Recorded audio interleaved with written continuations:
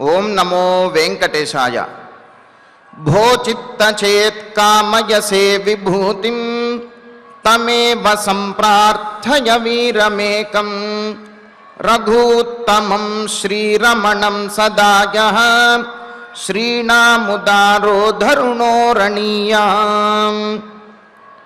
మన మనస్సును తనపై లగ్నం చేసినంత మాత్రమునే కీర్తిని యశస్సును ప్రసాదించేటటువంటి కరుణామూర్తి ఆశ్రిత జన రక్షకుడు అయినటువంటి శ్రీరామచంద్రునికి నమస్కరిస్తూ తదభిన్న స్వరూపుడైనటువంటి ఆ శ్రీనివాసుని యొక్క దయా విశేషం చేత సమస్త మానవాళికి ధర్మ తత్పరతను సకల కార్యసిద్ధిని చేకూర్చాలన్నటువంటి సంకల్పంతో తిరుమల తిరుపతి దేవస్థానం వారు నిర్వహిస్తున్నటువంటి శ్రీమద్ రామాయణం అయోధ్యాకాండ ప్రవచన పారాయణ కార్యక్రమంలో నేటికి మనం 263వ రోజులోకి ప్రవేశించాం. ఈ కార్యక్రమాన్ని ముందుగా రామదాసు వారి సంకీర్తన అయినటువంటి రామజోగి మందుకానరే ఓజనులారా అనేటటువంటి సంకీర్తనను శ్రీమాన్ డాక్టర్ ఆర్ శ్యామ్ కుమార్ గారు అన్నమాచార్య ప్రాజెక్టు కళాకారులు వారి బృందం యొక్క సహకారంతో ఆలపిస్తారు. శ్రవణం చేద్దాం. ఓం నమో వెంకటేశాయ.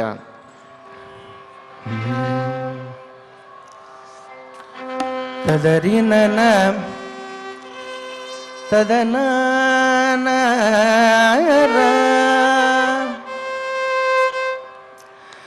రమజోగి మందు కొనరే ఓజనులార రామజోగి మందు కొనరే ఓజనులార రామజోగి మందు కొనరే ఓజనులార రామజోగి మందు కొనరే ఓజనులార రామజోగి మందు కొనరే.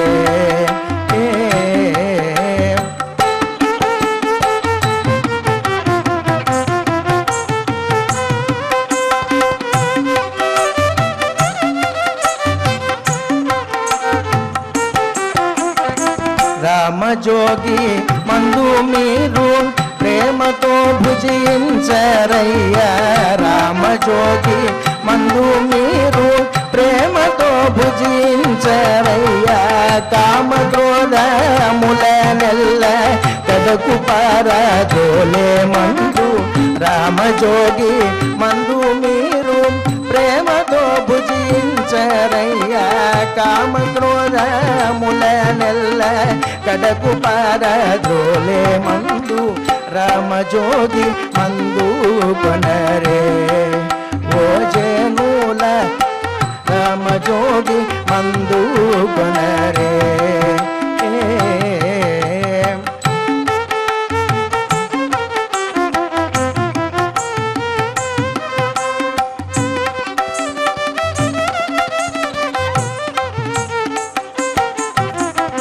కాటుక కొండల వంటి కర్మమూలడ బాపే మందు. కాటుక కొండల వంటి కర్మమూలడ బాపే మందు. సాటి లేని జగములందు స్వామి రామజోగి మందు. కాటుక కొండల వంటి కర్మమూలడ బాపే మందు.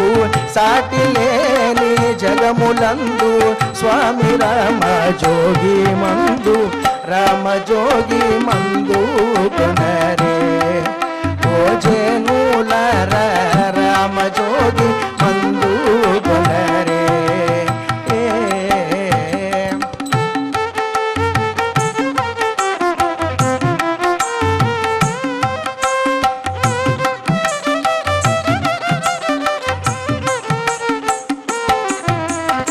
కోటి ధనమూలిచినను కొన్నను దొరకని మందు. కోటి ధనము లీచినను కొన్నను దొరకని మందు. సాటి లేని భాగవతులు స్మరణ చేసి దలచే మందు. కోటి ధనము లీచినను కొన్నను దొరకని మందు. సాటి లేని భాగవతులు స్మరణ చేసి దలచే మందు రామజోగి మందు కొనరే ఓజనులార రామజోగి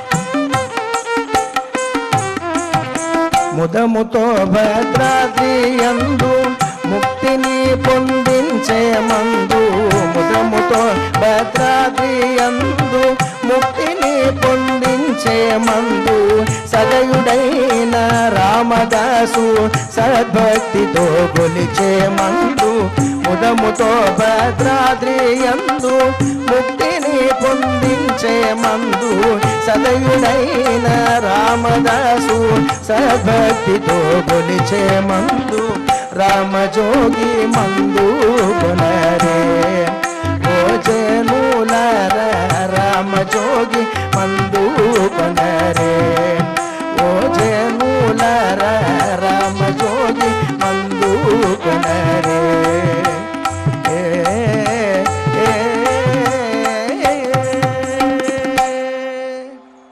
సంకీర్తనను ఎంతో చక్కగా శ్రవణం చేశాం. ఇక ఇప్పుడు శ్రీ గురుధ్యాన పూర్వకంగా సంకల్పవాక్యాలను అందరము కలిసి పలుకుతూ ఈ కార్యక్రమాన్ని ప్రారంభం చేసుకుందాం. శ్రీ గురుధ్యానం. గురుర్బ్రహ్మా గురుర్విష్ణు గురుర్దేవో మహేశ్వరః, గురుః సాక్షాత్ పరం బ్రహ్మ తస్మై శ్రీ గురవే నమః. శ్రీనివాస ధ్యానం శ్రీ వెంకటాద్రి నిలయః, కమలాకాముకః పుమాన్ అభంగుర విభూతిర్నః, తరంగయతు మంగళం. అథ సంకల్పః శ్రీమదాదివరాహ క్షేత్రే విరాజమానస్య శ్రీ పద్మావతీ జానేః అఖిలాండకోటి బ్రహ్మాండ నాయకస్య శ్రీరామచంద్ర రూపాంతరస్య భగవతః శ్రీ వెంకటేశ్వర స్వామినః సన్నిధౌ హనుమత్ సీతా లక్ష్మణ భరత శత్రుఘ్న పరివార సమేత శ్రీరామచంద్ర పరబ్రహ్మణః పరిపూర్ణానుగ్రహేణ అస్మిన్ భువనే సమస్తాదివ్యాధీనాం నివారణార్థం భారతవర్షే విద్యా విత్త వాణిజ్య కృషి వైద్య వైజ్ఞానిక దేశరక్షణాదిరంగేషు విద్యమానానాం ఆస్తిక మహాజనానాం సర్వేషాం సకుటుంబానాం ఆయురారోగ్యైశ్వర్య సద్బుద్ధి ఇత్యాది సర్వశుభఫలప్రాప్త్యర్థం ధర్మాచరణ ద్వారా శ్రీరామరాజ్యస్య పునర్వ్యవస్థాపనార్థం ఉద్యోగార్థినాం సముచితోద్యోగ ప్రాప్త్యర్థం దంపతీనాం అనుకూల దాంపత్య సిద్ధ్యర్థం సంతానస్య పితృవాక్య పరిపాలనానుకూల బుద్ధి ప్రచోదనార్థం సకల కార్య సిద్ధ్యర్థం గో సంరక్షణార్థం చ శ్రీమద్వాల్మీకి రామాయణే అయోధ్యాకాండే యథాశక్తి శ్లోక వ్యాఖ్యాన పురస్సరం అష్టావింశ సర్గ శ్లోక పారాయణం తథా శ్రీధన్వంతరి మంత్ర పారాయణం చ అన్యోన్య సహాయేన ఆచార్య ముఖేన కరిష్యామహే. वाल्मीकि प्रार्थना पूजन्तं राम रामेति मधुरं मधुराक्षरम् आरुह्य कविताशाखां वन्दे वाल्मीकि कोकिलम् श्री आञ्जनेय प्रार्थना मनोजवं मारुततुल्यवेगम् जितेन्द्रियं बुद्धिमतां वरिष्ठम् वातात्मजं वानरयूथमुख्यम् श्रीरामदूतं शिरसा नमामि। श्रीरामायण प्रार्थना वाल्मीकिगिरिसम्भूता रामसागरगामिनी पुनादिभुवनं पुण्या रामायण महानदी। श्रीराम प्रार्थना अयोध्या केतुगुर्वर्धे त्यक्त्वा राज्यं गिरौ वसन् पादुके भरतायादात् स रामः शरणं मम। श्रीरामचन्द्र परब्रह्मणे नमः। अथ श्रीमद् रामायणे आदिकाव्ये अयोध्याकाण्डे 28 सर्गः। శ్రీమన్నారాయణ చరణౌ శరణం ప్రపద్యే. శ్రీమతే నారాయణాయ నమః. శ్రీరామాయ నమః.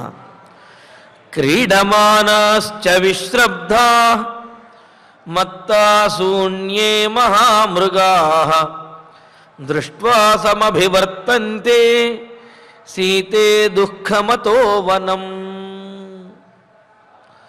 వనవాసానికి బయలుదేరినటువంటి రామచంద్రమూర్తితోటి సీతాదేవి తాను కూడా వస్తాను అని చెప్పి అనేకమైన కారణములు చెప్పి వనంలో విహరిస్తాను, అక్కడ ఉన్నటువంటి సెలయేరుల్లో స్నానం చేస్తాను, అక్కడ ఉన్నటువంటి ప్రకృతి సౌందర్యాన్ని ఆస్వాదిస్తాను, అనేక జంతువులని ఆ మృగములను చూచి ఆనందిస్తాను, నీతో కలిసి విహరిస్తాను, ఇది నాకు ఇష్టము అని చెబితే, నీ ఇష్టములో ఎంత కష్టము ఉందో నీకు తెలుసా? నువ్వు చెప్పినంత తేలికైనటువంటి పని కాదు వనవాసం చేయటము అంటే. అనేకమైనటువంటి దోషములు, అనేకమైనటువంటి కష్టములు, అపాయములు అడుగడుగునా కూడా వనంలో ఎదురుపడుతూ ఉంటాయి. వాటన్నింటినీ తట్టుకోవటం, వాటన్నింటినీ ఎదుర్కోవటం అనేది సామాన్యమైనటువంటిది కాదు.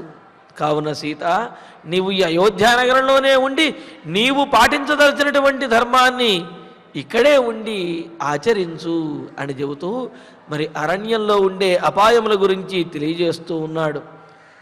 క్రీడమానాశ్చ విశ్రబ్ధాః మత్తాః శూన్యే మహామృగాః దృష్ట్వా సమభివర్తంతే సీతే దుఃఖమతో వనం అని అంటూ, సీత శూన్యే విశ్రబ్ధాః, శూన్యే ఆ అడవిలో, జనసంచారం అనేదే లేనటువంటి అడవిలో, నిర్జనం ప్రదేశమైనటువంటి అక్కడ విశ్రబ్ధాః నిర్భయంగా, ఎటువంటి శంక లేకుండా, విచ్చలవిడిగా, వాటికి ఇష్టం వచ్చినట్టుగా స్వేచ్ఛగా క్రీడమానాః, క్రీడిస్తూ అంటే ఆటలాడుకుంటూ ఎలా పడితే అలా ఉంటున్నటువంటి, మత్తాః బాగా మదించినటువంటి, మహామృగాః ఆ అడవిలో ఉండేటువంటి జంతువులు ఏవైతే ఉన్నాయో ఆటవిక జంతువులు, సింహము, పులులు, అదేవిధంగా సాధారణమైనటువంటి ఏనుగులు, లేకపోతే దున్నపోతులు, ఇలాంటివి ఏమైనా సరే అడవిలో వాటికి అడ్డు అదుపు అనేది ఏది ఉండదు. వాటిని అదుపు చేసేవారు కూడా ఉండరు. అదేవిధంగా వాటికి ఆహారం ఎంత కావాలో అంత ఆహారాన్ని తిని అవి బాగా మదించి ఉంటాయి. అంతేకాదు అవి ఎక్కడికి కావాలంటే అక్కడ విహరిస్తూ, ఎప్పుడు కావాలంటే అప్పుడు ఆటలాడుకుంటూ అవి చాలా స్వేచ్ఛగా జీవిస్తూ ఉంటాయి. అలా స్వేచ్ఛగా జీవిస్తూ అసలు మనుషులంటేనే తెలియనటువంటి ఆ మృగములన్నీ కూడా దృష్ట్వా మనలను చూచి, అంటే ఏమిటి, ఆ మృగములు ఎప్పుడూ చూడనటువంటి మనలని చూచి ఎవరో కొత్తగా వచ్చారు, అసలు ఏమిటో అని చెప్పి ముందు అవి ఆశ్చర్యాన్ని పొందినటువంటివై మీదకి వచ్చి దాడి చేయవచ్చునని చెబుతూ సమభివర్తంతే, పూర్వం ఎప్పుడు చూడకపోవటం వల్ల వీరి వలన మనకు అపాయం జరుగుతుంది, కావున ఆ అపాయం జరగకముందే వీరిని వధించెయ్యాలి అని అన్నట్లుగా అవి వెంటనే చూచిన వెంటనే అంతకుముందు ఎప్పుడు చూచినటువంటి అనుభవం లేకపోవటం వల్ల మీదకు వచ్చి దాడి చేస్తాయి. సమభివర్తంతే, చుట్టూ మూగి మీదకు వచ్చి దాడి చేస్తాయి. అతః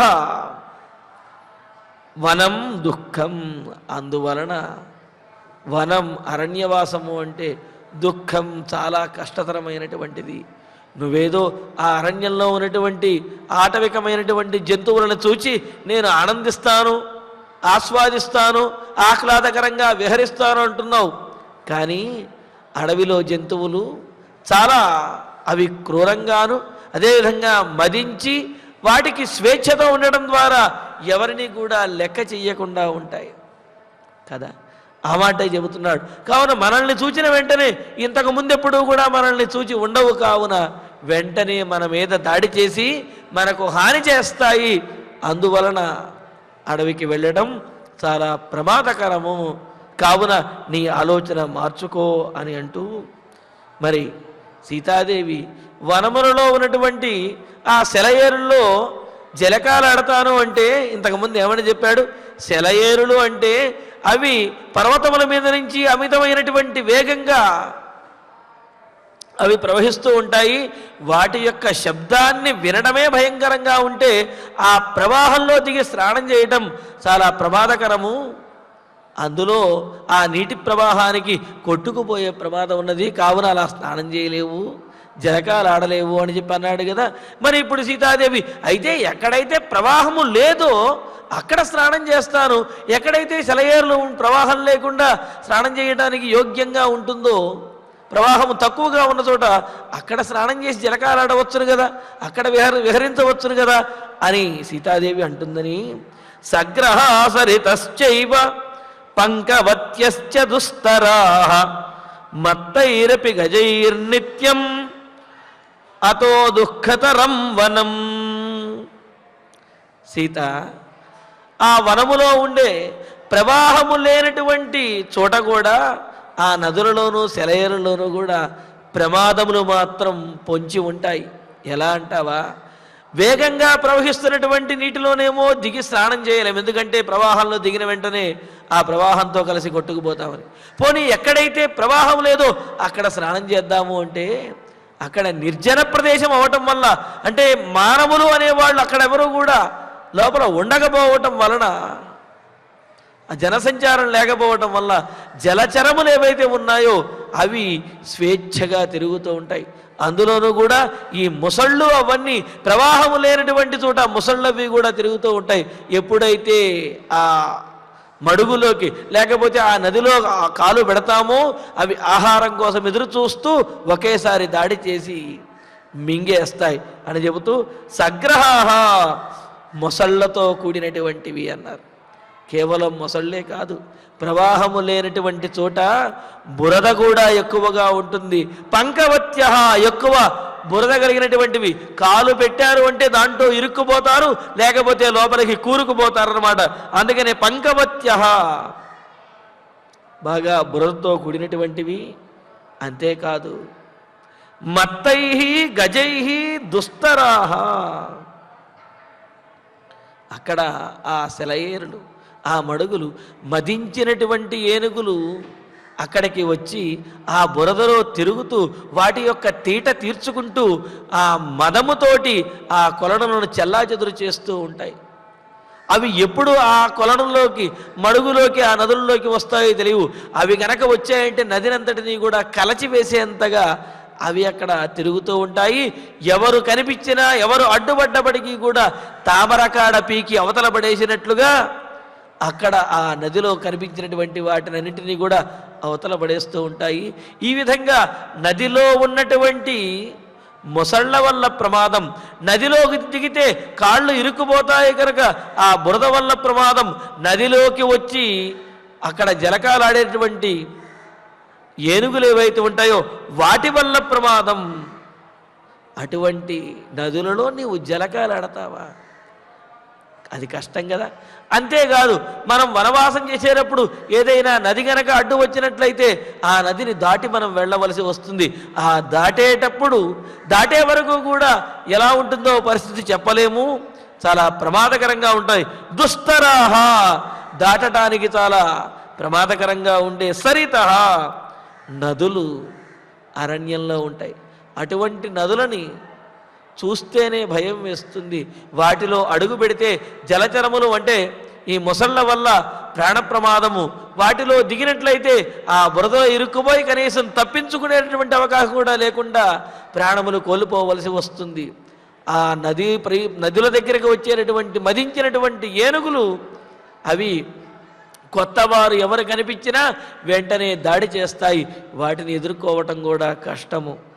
కావున పైగా ఇదేదో ఒకరోజు 2 రోజులు పోయేది కాదు. నీరు అనేది మనకు ప్రతిరోజు అవసరమే. ఆ నదుల దగ్గరికి మనం ప్రతిరోజు వెళ్ళవలసిందే. కావున ప్రతిరోజు ప్రతి నిత్యము కూడా అపాయములను ఎదుర్కొనవలసిందే. అపాయములతోటే మన జీవితం అనేది అక్కడ ఆ వనంలో గడుస్తుంది. కావున అతః నిత్యం వనం దుఃఖతరం. కావున ఎప్పుడైనా సరే ప్రతిరోజు కూడా ఆ వనం అనేది దుఃఖతరం, అపాయకరంగాను కష్టతరంగాను ఉంటుంది. ఆ అపాయాలను ఆ కష్టములని నీవు భరించలేవు సీత. కావున ఈ అయోధ్యానగరంలోనే ఉండు అని అంటూ లతాకంటక సంకీర్ణా కృకవాకూపనాధితా నిరపాశ్చ సుదుర్గాశ్చ మార్గా దుఃఖమతో వనం. స్వామి, మీరెప్పుడూ కూడా అక్కడ ఉండేటటువంటి అపాయాల గురించే చెబుతున్నారు కానీ అందమైనటువంటి లతలు, ఆ లతలకు పూసేటటువంటి పువ్వులు ఇవన్నీ కూడా మీకు కనిపించవా అని సీతాదేవి అంటుందని దానికి కూడా సమాధానం చెప్పేస్తున్నాడు. అక్కడ నీవు లతలనే అంటున్నావు. ఆ లతలు చెట్టు మీద పాకి కాస్త పువ్వులు పూస్తూ ఉంటే చూడటానికి బాగానే ఉంటుంది. కానీ ఆ లతలు అడవిలో కేవలం చెట్టు మీదే పాకుతూ వెళ్ళవు, ఆ నేల మీద కూడా పాకుతూ నడవడానికి కూడా అవకాశం ఉండదు. ఒకవేళ కాలు పెట్టి కాలు తీయాలి అంటే ఆ కాలు చుట్టూ పెనవేసుకున్నటువంటి ఆ లతలు కాలు ముందుకి కదలనీయవు. కింద ఏమున్నదో, ఆ లతల కింద ఏమున్నదో తెలియదు.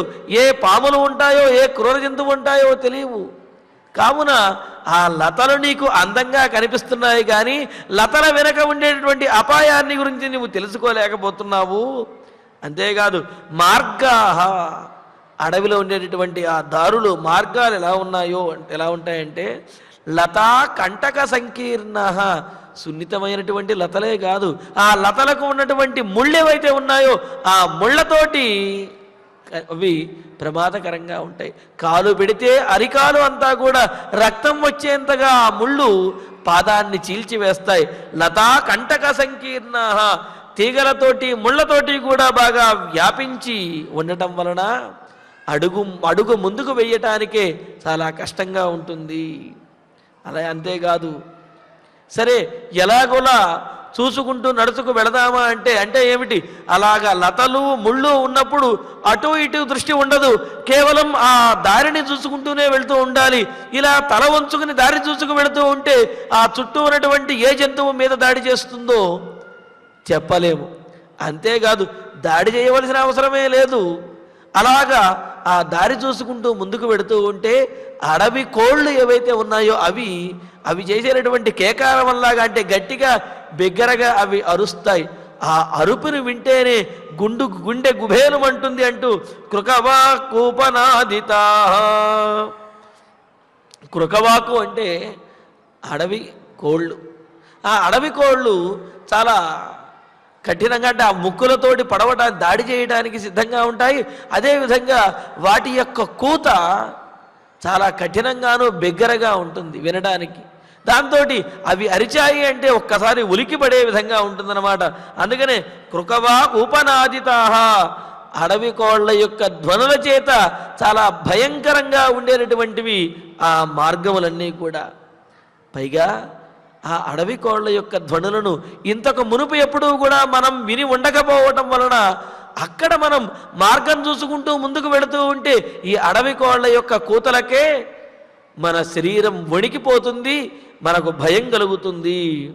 అంతేకాదు, నువ్వేదో సెలయేళ్ళు నదులు అంటున్నావు, అన్ని చోట్ల సెలయేళ్ళు నదులు ఉండవు. కొన్ని చోట్ల త్రాగటానికి కనీసం నీళ్లు కూడా దొరకనటువంటి అటవీ ప్రాంతములు ఉంటాయి. అటువంటి చోట తినడానికి త్రాగటానికి ఏమీ దొరకనప్పుడు ఎలా జీవించగలం? నిరపాహ, నీళ్లు లేకుండా త్రాగటానికి కనీసం జలము కూడా లభించినటువంటి సుదుర్గాశ్చ, చాలా కష్టతరమైనటువంటివి, అపాయకరమైనటువంటి ప్రదేశములు అడవిలో అటువంటి మార్గములు ఎన్నో ఉంటాయి. ఆ మార్గంలో నడవటమే కష్టము, ఆ మార్గంలో ఉన్నటువంటి జంతువుల యొక్క దాడిని తట్టుకోవటం కష్టము. దాడి వరకు ఎందుకు, వాటి యొక్క కోతలను వింటూ ధైర్యంగా ఉండటము కష్టము. ఇవన్నీ తట్టుకున్నా అక్కడ కొన్ని చోట్ల కనీసం నీరు ఆహారము కూడా లభించని ప్రదేశంలో ఉంటాయి. అక్కడ ప్రాణములు నిలుపుకోవటమే కష్టము. అతః వనం దుఃఖం, అందువలన వనం అనేది చాలా దుఃఖతరము. అటువంటి వనానికి నీవు వచ్చి ఉండలేవు. కావున సీత, నీవు వనవాసానికి రావద్దు, అయోధ్యానగరంలోనే ఉండు అంటూ శుష్యతే పర్ణశయ్యాసు స్వయం భగ్నాసు భూతలే రాత్రిషు శ్రమఖిన్నేషు శమఖిన్నేన తస్మాత్ దుఃఖతరం వనం. సరే, ఈ వీటినన్నిటిని దాటుకుని ఎక్కడో ఒక చోట మనం ఒక నివాసాన్ని ఏర్పాటు చేసుకుంటాం, ఏదో చేస్తాం అనుకోపోని. అయినప్పటికీ కూడా భూతలే స్వయం భగ్నాసు పర్ణశయ్యాసు రాత్రిషు శమఖిన్నేషు శుష్యతే.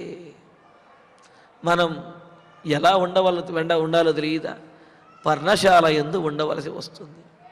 అంతేకాదు, పర్ణము అంటే గడ్డి చేత ఏర్పాటు చేసుకున్నటువంటి గృహంలో ఉండవలసి వస్తుంది. సరే, నీడ ఇవ్వటానికి చెట్టు అయితే ఏమిటి, మేడ అయితే ఏమిటి, పర్ణశాల అయితే ఏమిటి, నీడే కదా వచ్చేది అనుకుంటావేమో. అలాగే మనం ఉండవలసినటువంటి ప్రదేశము, లేకపోతే శయనించవలసినటువంటి పడుకోవలసినటువంటి ప్రదేశం ఏది ఉంటుందో తెలుసా? భూతలే, నేల మీద పడుకోవాలి. ఆ నేల మీద కూడా ఏదో నేల చదును చేసుకుని చక్కగా పడుకోవడానికి అవకాశం లేదు, ఇసుక పోసుకునో ఇలాగ పడుకునే అవకాశం లేదు. వేటితోటి? అక్కడ కూడా స్వయం భగ్నాసు పర్ణశయ్యాసు, చెట్టు నుండి స్వయంగా రాలినటువంటి, అదేవిధంగా నేల మీద స్వయంగా పడిపోయినటువంటి, పండినటువంటి, ఎండినటువంటి ఆకులు దర్భలు ఏవైతే ఉంటాయో వాటి మీద మనం శయనించవలసి ఉంటుంది. ఏదో పచ్చిగా ఉండేటటువంటి ఆకులు, మెత్తగా ఉండేటటువంటి గడ్డి అయితే పడుకోవటానికి అనుకూలంగా ఉంటుంది. కానీ ఎండినటువంటి ఆ దర్భలు, గడ్డి, అదేవిధంగా ఎండినటువంటి ఆకులు గుచ్చుకుంటూ ఉంటాయి. కానీ వనంలో అదే నియమం. వేటి మీద? చెట్టు నుండి స్వయంగా ఎండిపోయి రాలినటువంటి ఆకుల మీద, అదేవిధంగా ఎండినటువంటి గడ్డి ఏదైతే ఉంటుందో వాటి మీద మనం శయనించవలసి ఉంటుంది. పర్ణశయ్యాసు రాత్రిషు శ్రమఖిన్నేసు శుష్యతే.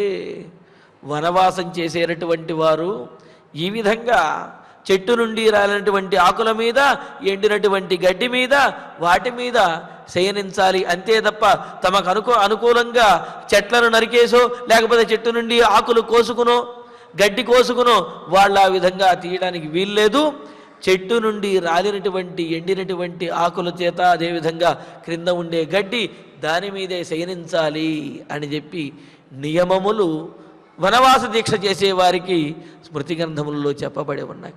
అందుకనే ఇక్కడ శ్రమఖిన్నేన, ఎంత శ్రమ పడినప్పటికీ కూడా శయనించడానికి ఈ మాత్రం అటువంటి ప్రదేశమే లభిస్తుంది తప్ప మరో రకంగా ఉండకూడదు. ఎందుకు అంటే అదే రాజ్యంలో కనుక ఉన్నట్లయితే బాగా శ్రమపడి వచ్చినటువంటి వారికి శయనించడం కోసం, నిద్రించడం కోసం ప్రత్యేకమైనటువంటి ఏర్పాట్లు, హంసతూలిక తలపములు, పరిచారుల చేత వింజామరలు, ఇవన్నీ కూడా ప్రత్యేకంగా ఏర్పాటు చేసి వారి యొక్క నిద్రకు ఏమాత్రము భంగము కలగకుండా వారి యొక్క శ్రమ పోయే విధంగా, శ్రమను మర్చిపోయే విధంగా శయనానికి అంటే నిద్రించడానికి ఏర్పాట్లు చేస్తారు అంతఃపురంలో అయితే. కానీ అడవిలో ఎంత కష్టపడ్డా, కాళ్ళ నిండా ముళ్ళు గుచ్చుకున్నా, ఒళ్ళంతా చెమటతోటి తడిసిపోయి అలసిపోయినా, ఆ ఎండలో, చలిలో, లేకపోతే వర్షంలో అలా ప్రయాణించినప్పటికీ కూడా ఇటువంటి ఏర్పాట్లేమీ ఉండవు. ఎంత కష్టపడినప్పటికీ కూడా రాలినటువంటి ఆకుల మీద, ఎండినటువంటి గడ్డి మీద, వాటి మీదే శయనించాలి. వాటి మీద శయనించడం ఎలా ఉంటుందో తెలుసా? ప్రతి క్షణము కూడా ఏదో ఒక గడ్డిపోత శరీరానికి గుచ్చుకుంటూ ఉంటుంది. ప్రతి క్షణము కూడా ఏదో ఒక ఆకు యొక్క ఆ చివరి భాగము నిశితంగా ఉండి శరీరాన్ని కోస్తున్నట్టుగా ఉంటుంది. సాధారణంగా నిద్రపట్టడమే కష్టము అనుకుంటే, మరి అలాంటిది ఇలాగా ఒళ్ళు గగ్గురుపాటు చెందే విధంగా, ఒళ్ళు జలధరించే విధంగా శరీరంలో వీపు మీద గుచ్చుకుంటూ ఉండేటటువంటి సందర్భంలో శయనించడం కుదురుతుందా? ఒకవైపు శరీరం అలసిపోయి శ్రమతో ఉండి విశ్రాంతిని కోరుకుంటుంది. మరొక వైపు ఈ శయనములో ఉన్నటువంటి ఆ గడ్డి పరకలు, అదేవిధంగా ఎండినటువంటి ఆకులు శరీరానికి గుచ్చుకుని బాధ పెడుతూ ఉంటాయి. ఆ విధంగా రాత్రులు ఎన్నో రాత్రులు ఆ విధంగా గడపవలసి వస్తుంది. ఈ విధంగా ఇలాగే శయనించాలి అని చెప్పి వనవాస దీక్ష చేసినటువంటి వాడికి నియమములు ఉన్నాయి. కావున అంటే అక్కడేదో దర్భాదుడు చక్కగా చాపలు గుట్టుకునో, తెల్లగా ఉండేటటువంటి లేకపోతే పచ్చి ఆకులు పరుచుకునో అలా పడుకోవాలంటే కుదరదు. ఏ చెట్టుకి కూడా ఇబ్బంది కలిగించకుండా, ఏ చెట్టు నుండి కూడా పచ్చి ఆకు కొయ్యకుండా ఆ పండినటువంటి, రాలినటువంటి ఆకులతోటే మనం వాటి మీదే శయనించాలి అని. అందుకనే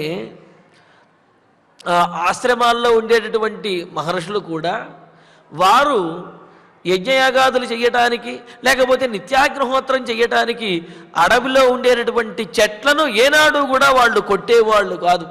మరి ఎలా వాళ్ళందరికీ కూడా ఆ యజ్ఞం చేయడానికి వస్తాయండి అంటే, కొమ్మలు ప్రకృతి వైపరీత్యానికి కానివ్వండి, లేకపోతే బాగా ఎక్కువ సంవత్సరములు ఉండడం ద్వారా అవి పండిపోయి, ఎండిపోయి, రాలిపోయినటువంటి ఆ ఆకులు కానివ్వండి, ఆ సమిధలు, కొమ్మలు ఏవైతే ఉంటాయో అలా కింద పడినటువంటి ఆ పుల్లలని, కింద పడినటువంటి ఆ కొమ్మలని, ఆ ఆకులని, వాటిని ఏరుకుని వెళ్ళి యజ్ఞాల్లోనూ అదేవిధంగా నిత్యాగ్నిహోత్రాలు వినియోగించేవారు తప్ప చెట్ల యొక్క కొమ్మలను కొట్టి నరికి వాళ్ళు ఎప్పుడూ కూడా దేనికి ఇబ్బంది పెట్టేవారు కాదు.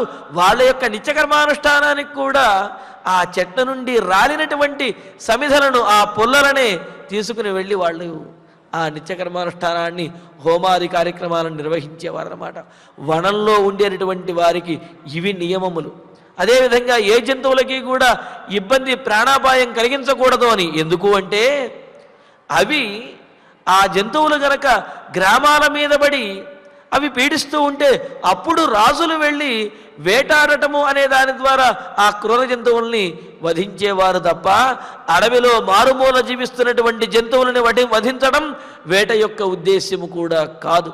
కావున వాటి స్థానంలో అవి స్వేచ్ఛగా జీవిస్తున్నప్పుడు, వాటి స్థానానికి వెళ్ళినప్పుడు వాటికి, ఆ జంతువులకి, అక్కడ ఉన్నటువంటి వృక్షజాతులకి వాటికి అనుకూలంగా ఉండాలి తప్ప మనకు అనుకూలంగా వాటిని మలుచుకోవాలి, లేకపోతే మన సౌకర్యం కోసం వాటిని హింసించాలి అనేది మాత్రం ఏనాడు అంటే పురాణ కాలం నుంచి కూడా నిషేధించినటువంటి విషయం. కావున అడవిలో ఏ జంతువుకి కానీ, ఏ చెట్టుకి కానీ ఏమాత్రము అపాయము కలుగ చేయకూడదు అనేది మన ఋషుల నుండి వస్తున్నటువంటి సంప్రదాయం. అందుకని ఇక్కడ రామచంద్రమూర్తి ఏమని అంటున్నాడు, మనము ఆ చెట్ల నుండి రాలినటువంటి ఆకులతోటి క్రింద ఎండిపోయినటువంటి గడ్డి మీద కూడా మనం శయనించాలి. అలా శయనించడం, పైగా మన శరీరం అంతా నడిచి అలసిపోయి ఉన్నప్పటికీ కూడా ఆ విధంగా అటువంటి శయనం మాత్రమే మనం చేయవలసి వస్తుంది. ఒళ్ళు జలధరిస్తూ అది ఒళ్ళంతా గుచ్చుకుంటూ ఉన్నప్పటికీ అలాగా రాత్రిపూట పడుకోవలసి వస్తుంది. అది నువ్వు భరించలేవు సీత. కావున అడవికి రావటం చాలా కష్టతరము అని అంటూ అహోరాత్రంచ సంతోష కర్తవ్యో నియతాత్మన ఫలైర్వృక్షావపతితై స్పీతే సీతే దుఃఖమతో వనం. సరే, సీతాదేవి అన్నది ఆ అడవిలో అనేక రకాలైనటువంటి ఫలములు అవన్నీ లభిస్తాయి కదా, ఫలములు లేకపోతే ఈ కందమూలములు దుంపలు ఉంటాయి కదా, వాటితోటి ఆహారం కడుపు నింపుకుంటూ నేను ఆనందంగా ఉంటాను అని చెప్పి అన్నది సీతాదేవి. దానికి కూడా రామచంద్రమూర్తి సమాధానం చెబుతున్నాడు. సీత అహోరాత్రంచ, పగలు రాత్రి, ఉదయము సాయంత్రము అనే ఈ భేదం ఏం లేకుండా నియత ఆత్మన అంటే నియమించబడినటువంటి అదుపు చేసుకున్నటువంటి మనస్సు కలవాడై, అంటే నాకు ఆ ఆహారం కావాలి, ఈ ఆహారం కావాలి, ఇటువంటి రుచి కావాలి, అటువంటి రుచి కావాలి అని ఈ విధంగా రుచి అనేది పట్టించుకోకుండా అరణ్యవాసం చేసేటువంటి వాడి చేత వృక్ష అవపతితై, వృక్షముల నుండి స్వయంగా రాలిబడినటువంటి అంటే పండి రాలిబడినటువంటి ఫలములు ఏవైతే ఉంటాయో ఫలై సంతోష కర్తవ్య, అటువంటి ఫలముల చేతనే సంతోషంగా తృప్తి చెందవలసి వస్తుంది. అంతేగాని ఏ చెట్టు కనిపిస్తే ఆ చెట్టు మీద ఎక్కేసి అక్కడ ఉన్నటువంటి పళ్ళన్నీ కూడా రాల్చేసి కొన్ని అవసరమైనటువంటివి తీసుకుని కొన్ని రాల్చి అవతల పడేసి అలా వానరములు చేసినట్లుగా చెయ్యకూడదన్నమాట. అందుకని ఏమంటున్నాడు, పండినటువంటి పండు అది ఆ రాలి పడినప్పుడు దానిని గ్రహించాలి తప్ప మనకిష్టం వచ్చినటువంటి పళ్ళన్నీ కూడా ఇష్టం వచ్చినప్పుడు ఎప్పుడు పడితే అప్పుడు కోసుకుని తినకూడదు. అందుకనే అంటున్నాడు వృక్ష అవపతితై, వృక్షముల నుండి నేల మీద పడినటువంటి ఫలై, ఆ పండినటువంటి ఆ ఫలముల చేతనే సంతోష కర్తవ్య, వాటిని తిని భోజనం చేసినటువంటి తృప్తిని పొందాలి. అంటే ఏమిటి, ఏదో దొరికినటువంటి దానితోటి కడుపు నింపుకుని భోజనం చేశాను అనే తృప్తిని పొందాలి. అంటే తృప్తి కలుగకపోయినా, కడుపు నిండకపోయినప్పటికీ కూడా కడుపు నిండినట్లుగా తృప్తిని మానసికంగా పొందవలసి వస్తుంది. అదేదో ఒక రోజు 2 రోజులు కుదురుతుంది, కానీ ఎక్కువ రోజులు పస్తులుంటూ నేను చక్కగా తింటున్నాను అని అనుకోవటం కుదిరేటటువంటి వ్యవహారం కాదు కదా. అందుకని అంటున్నాడు అతః వనం దుఃఖం, అందువలనే వనవాసం చేయటము అంటే అది విహారం కాదు, అది అపాయము, దుఃఖకరము, కష్టతరము అని అంటున్నాడు. ఇలా మాత్రమే ఎందుకు ఉండాలి? ఆ రాలినటువంటి ఆకులని తీసుకోవటం, అలాగే రాలినటువంటి పండినటువంటి పళ్ళను మాత్రమే స్వీకరించడం ఏమిటి నియమము అంటే దానికి మనకు స్మృతి గ్రంథములలో నియమాన్ని చాలా చక్కగా తెలియజేశారు. పుష్పమూల ఫలైర్వాపి కేవలైర్వర్తయేత్ సదా కాలపక్వై స్వయం కీర్ణై వైఖానసమతే స్థితా అని. వైఖానస అంటే వానప్రస్థాహ అని అర్థం. అంటే వనములో ఉండి భగవంతుణ్ణి ఆరాధిస్తూ ఉండేటటువంటి వారు అని అర్థం అన్నమాట. అలా నియమబద్ధమైనటువంటి జీవనాన్ని గడుపుతూ వనంలో ఉండి భగవంతుణ్ణి ఆరాధించేటటువంటి వారిని వైఖానసాహ అని అంటారు.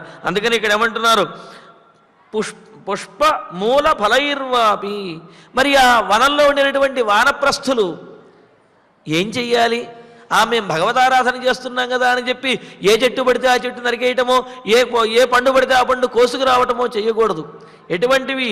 ఆ అడవిలో బాగా పండినటువంటి పూలు, అంటే రాలిపోవటానికి సిద్ధంగా ఉన్నటువంటి పూలు ఏవైతే ఉన్నాయో వాటిని ఫలైహి, పూర్తిగా పండిపోయి రాలిబడినటువంటి ఫలములని మూలైహి అంటే మూలములు అంటే ఈ దుంపలు ఏవైతే ఉంటాయో, మరి ఆ దుంపలు ఎలా తెలుస్తాయండి అంటే మీరు గమనించినట్లయితే ఆ దుంపలు పక్వానికి వచ్చాయనేది కూడా ఆ దుంపల పైన మొలచినటువంటి మొక్కను బట్టి తెలుస్తుంది.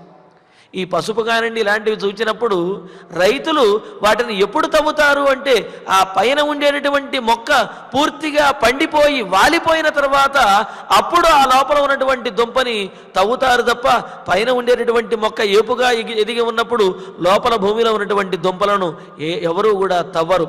అందుకని ఇక్కడ పండినటువంటి దుంపలు అంటే పక్వానికి వచ్చి పైన ఉన్నటువంటి మొక్క వాలిపోయినటువంటివి ఆ భూమిలో ఉన్నటువంటి దుంపలు ఏవైతే ఉన్నాయో ఆ దుంపలతోటి కాలపక్వై, పూర్తిగా పండి ఆ సమయానికి ఆ కాలంలో ఏవైతే దొరుకుతాయో వాటితోటి కడుపు నింపుకుంటూ వాటిని భగవంతునికి నివేదన చేసి వాటినే ఆహారంగా స్వీకరిస్తూ వానప్రస్థులు ఆ వనంలో ఉండేటటువంటి వారు నియమబద్ధమైనటువంటి జీవనాన్ని గడపాలి అని ఎన్నో నియమములు స్మృతి గ్రంథములలో తెలియజేశారు. కావున సీత, మనం అటువంటి నియమములు పాటిస్తూ ఎప్పుడు మనకు పండినటువంటి ఫలము దొరికితే అప్పుడు దాన్ని భుజించవలసి వస్తుంది. పగలు అయినా రాత్రి అయినా సరే ఎప్పుడు దొరికితే దాన్ని అప్పుడు భుజించవలసి వస్తుంది తప్ప మనకు కాలానికి మనం అనుకున్నటువంటి సమయానికి మనకు ఆహారం అనేది ఆ అడవిలో లభించదు.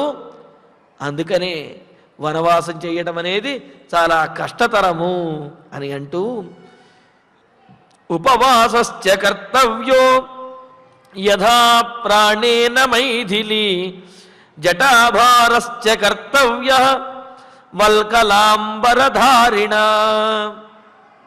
పైగా అంతేకాదు ఎన్నో నియమములు ఉన్నాయి.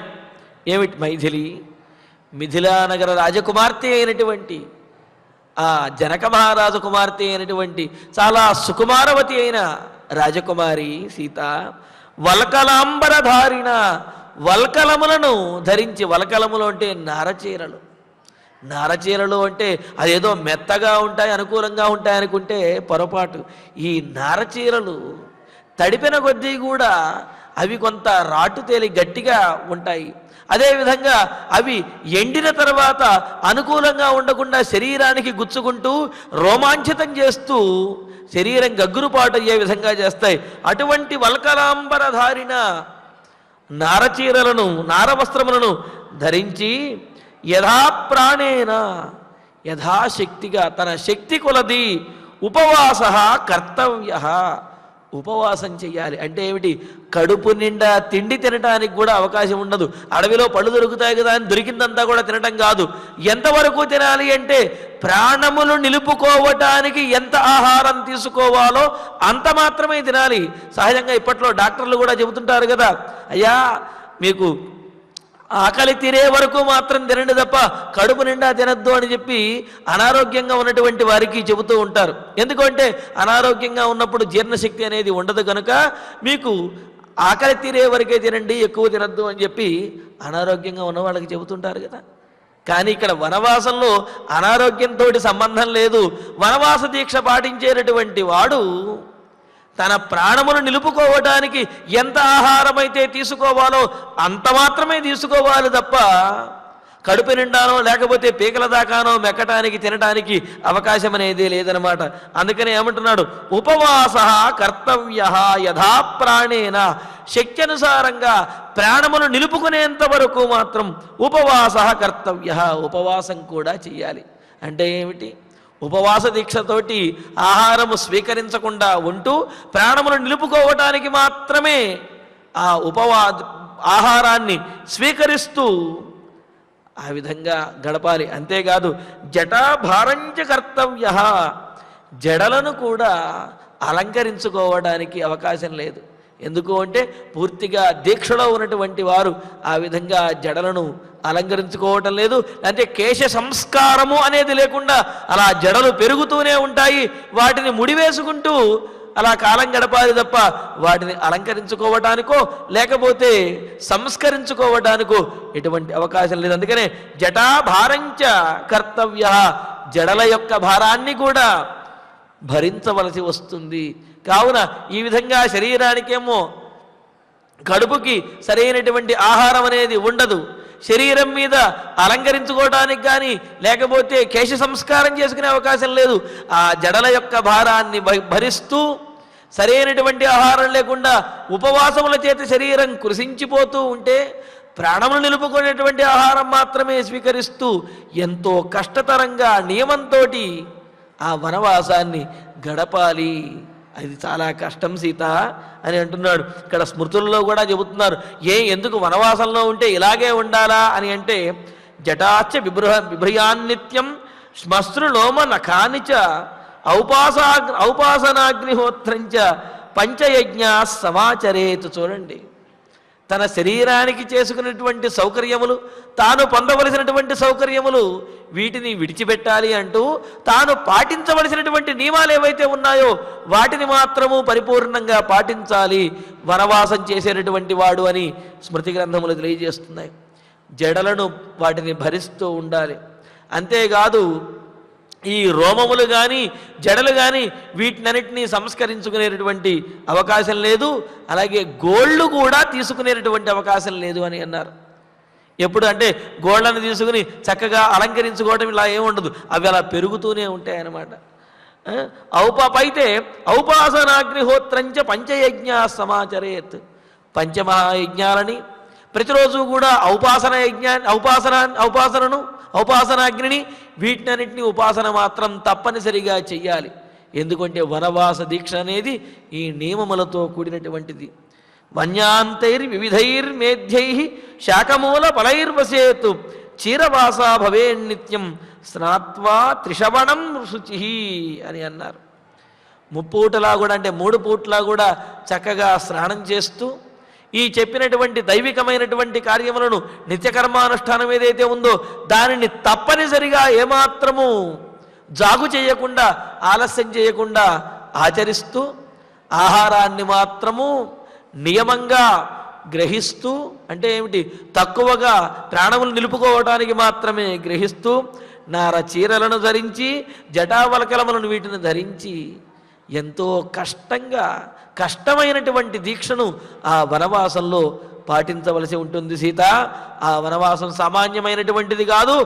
నీలాంటి సుకుమారవతి మిథిలా రాజకుమారి అయినటువంటి నీవు ఆ వనవాసం చేయడం చాలా కష్టము. కావున నీవు ఈ అయోధ్యానగరంలోనే ఉండి నీ ధర్మమును నీవు పాటించు అని చెప్పి సీతాదేవికి నచ్చజెబుతూ సీతాదేవిని ఓదార్చుతూ ఆమెను అయోధ్యానగరంలోనే ఉండమని చెప్పి రామచంద్రమూర్తి బోధిస్తూ ఉన్నాడు. మరి ఇందులో ఉన్న మరిన్ని విశేషాలను తర్వాతి ప్రవచనంలో తెలుసుకుందాము. ఇక ఇప్పుడు ఆచార్యుల వారి ద్వారా శ్లోకాలను పారాయణ చేసుకుందాము. క్రీడమానాశ్చ విశ్రబ్ధాః మత్తాః శూన్యే మహామృగాః దృష్ట్వా సమభివర్తంతే సీతే దుఃఖమతో వనం సగ్రాహాః సరితశ్చైవ పంకవత్యశ్చ దుస్తరాః మత్తైరపి గజైర్నిత్యం అతః దుఃఖతరం వనం లతాకంటక సంకీర్ణాః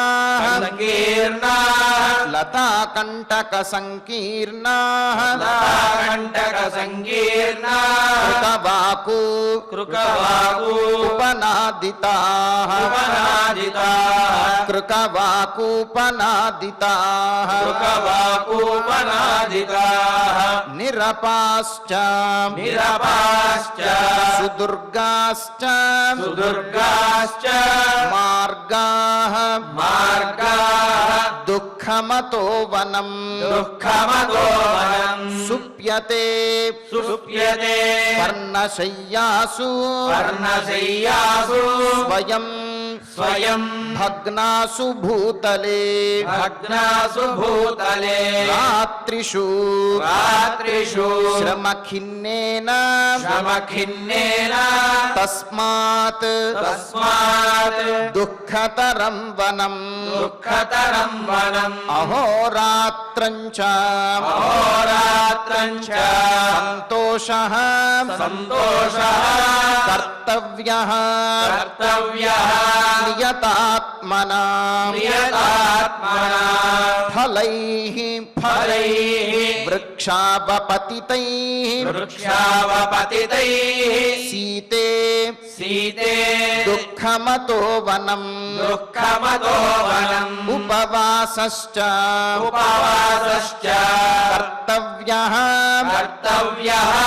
యథా ప్రాణేన యథా ప్రాణేన మైథిలీ మైథిలీ జటాభారశ్చ జటాభారశ్చ కర్తవ్యః కర్తవ్యః వల్కలా వల్కలా అంబరధారిణా అంబరధారిణా వల్కలాంబరధారిణా వల్కలాంబరధారిణా ఇత్యార్షే ఇత్యార్షే శ్రీమద్ రామాయణే శ్రీమద్ రామాయణే ఆదికావ్యే ఆదికావ్యే అయోధ్యాకాండే అయోధ్యాకాండే అష్టావింశే సర్గే అష్టావింశే సర్గే షట్శ్లోకాః షట్శ్లోకాః ఫలశ్రుతి నుండి మంగళాంతం వరకు అందరము కలిసి పఠిద్దాం. ఫలశ్రుతి ఆయుష్యమారోగ్యకరం యశస్యం సౌభ్రాతృకం బుద్ధికరం సుఖం చ శ్రోతవ్యమేతన్నియమేన సద్భిః ఆఖ్యానమోజస్కరమృద్ధికామైః శ్రీరామచంద్ర పరబ్రహ్మణే నమః. అథ ధన్వంతరి ధ్యానం అచ్యుతానంత గోవింద విష్ణో నారాయణామృత రోగాన్ మే నాశయా శేషాన్ ఆశు ధన్వంతరే హరే. ఆరోగ్యం దీర్ఘమాయుష్యం బలం తేజోధియం శ్రియం స్వభక్తేభ్యోనుగృహంతం వందే ధన్వంతరిం హరిం.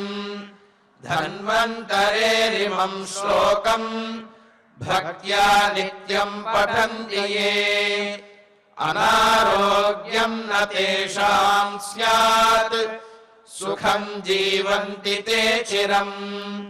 ఓం నమో భగవతే వాసుదేవాయ. ధన్వంతరయే అమృతకలశహస్తాయ వజ్రజలౌకాస్తాయ సర్వామయ వినాశనాయ త్రైలోక్యనాథాయ మహావిష్ణవే స్వాహా. ఓం వాసుదేవాయ విద్మహే సుధాహస్తాయ ధీమహి తన్నో ధన్వంతరి ప్రచోదయాత్. అథ నవగ్రహ ప్రార్థనా.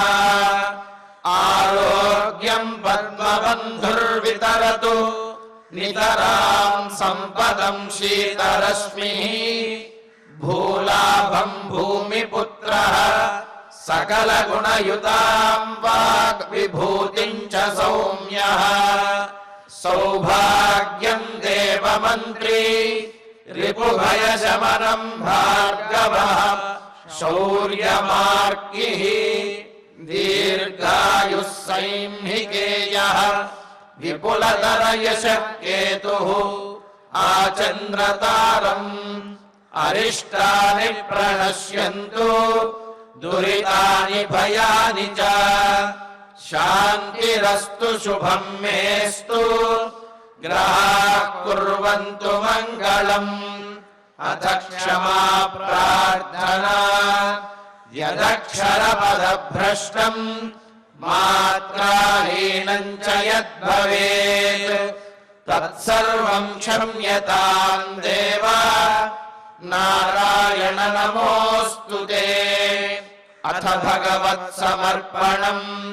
కాయేన వాచా మనసేంద్రియైర్వా బుద్ధ్యాత్మనా వా ప్రకృతే స్వభావాత్ కరోమి యద్యత్ సకలం పరస్మై నారాయణాయేతి సమర్పయామి. అథ మంగళం శ్రియః కాంతాయ కళ్యాణ నిధయే నిధయేర్థినాం. శ్రీవేంకటనివాసాయ శ్రీనివాసాయ మంగళం.